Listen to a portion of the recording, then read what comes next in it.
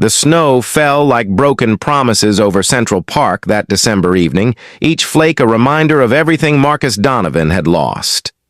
He sat alone on a frost-covered bench, his expensive wool coat doing nothing to warm the ice that had settled in his chest. His phone buzzed incessantly in his pocket.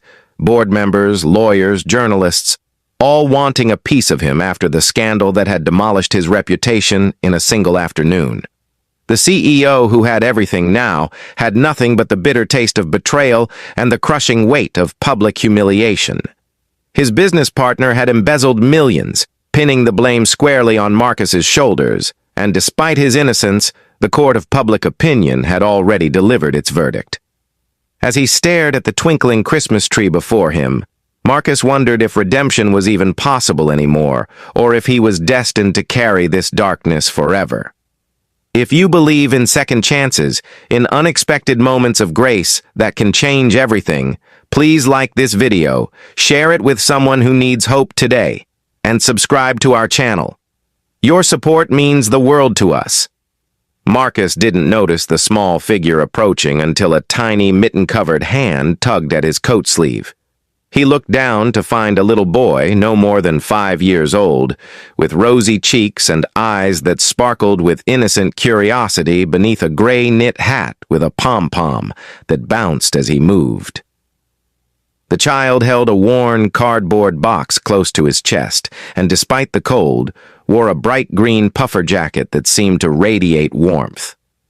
The boy didn't say anything at first, just studied Marcus's face with the kind of penetrating wisdom that only children possess, seeing straight through the expensive clothes and polished exterior to the broken man underneath. Then, without invitation or hesitation, the child climbed onto the bench beside him, his small legs swinging several inches above the snow-covered ground. Marcus glanced around for a parent, slightly panicked, but saw only a young woman in a burgundy coat standing several feet away, watching with a gentle smile that seemed to give her blessing to whatever was unfolding. The boy opened his cardboard box carefully, as if it contained the crown jewels, and pulled out a slightly crushed peanut butter sandwich wrapped in wax paper. He broke it in half with his small hands and extended one piece toward Marcus with such earnest generosity that it made the hardened businessman's throat tighten unexpectedly. Marcus shook his head, but the boy insisted, pushing the sandwich closer until Marcus had no choice but to accept it. They sat in silence for a moment, the child munching contentedly while Marcus held his half, unable to remember the last time someone had offered him something without wanting anything in return. Then the boy spoke, his voice high and clear in the stillness of the snowy evening, cutting through years of Marcus's carefully constructed emotional armor with 7 simple words that would change everything. He said, looking up at Marcus with those impossibly clear eyes, "My mom hugs me when I'm sad. She can hug you too." The child pointed toward the woman in the burgundy coat, who had moved closer now, her expression a mixture of embarrassment and maternal pride at her son's compassionate boldness.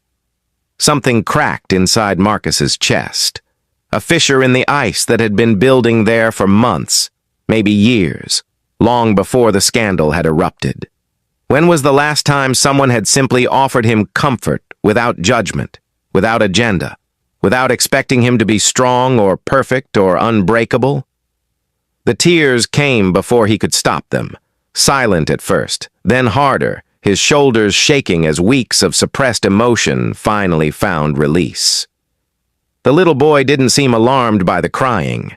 Instead, he scooted closer and patted Marcus's arm with his small hand, the gesture so pure and uncomplicated that it made Marcus cry even harder.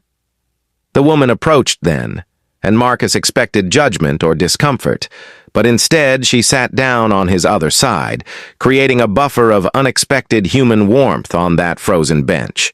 She introduced herself as Caroline Mitchell, and her son as Oliver, and she didn't ask questions or demand explanations. She simply sat there, occasionally rubbing Marcus's shoulder the way she probably comforted Oliver after a nightmare, treating this powerful stranger with the same gentle care she showed her child. Oliver continued eating his sandwich, perfectly content with the silence, occasionally looking up at Marcus to make sure he was okay. They sat like that for nearly an hour as the snow continued to fall and the Christmas lights twinkled their endless optimism into the darkness. Marcus found himself talking, words pouring out that he hadn't spoken to anyone, about the betrayal, the loneliness, the crushing pressure of always having to be perfect, the fear that he'd never recover from this. Caroline listened without offering platitudes or empty reassurances, just nodding and occasionally squeezing his shoulder. Oliver, having finished his sandwich, eventually curled up against Marcus's side like a warm, trusting puppy, completely unconcerned about stranger danger or social conventions. When Marcus finally stood to leave, exchanging phone numbers with Caroline, who insisted he join them for Christmas dinner the following week, he felt lighter than he had in months. Oliver gave him a sticky hug goodbye, leaving peanut butter fingerprints on Marcus's $1,000 coat that the CEO would never have dry cleaned away. As Marcus walked toward the park exit, he turned back to see them standing beneath the Christmas tree, waving enthusiastically, and he realized something profound. The scandal hadn't destroyed him. The betrayal hadn't defined him. But this moment, this unexpected encounter with a generous child and his compassionate mother, might just save him. If this story touched your heart, if you believe in the power of small acts of kindness to change lives, please hit that like button. Leave a comment telling us about a time someone showed you unexpected compassion, and share this story with others who might need to hear it today. Over the following months, as Marcus fought to clear his name and rebuild his reputation, he would think of Oliver and that split sandwich often.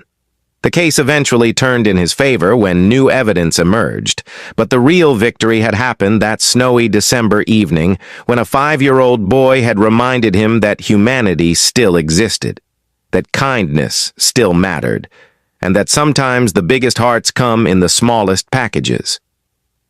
Please comment below and tell us, what would you have done in Marcus's position? The expensive coat with the peanut butter stains hung in Marcus's office as a permanent reminder that the most valuable things in life can't be bought, only received with gratitude and an open heart.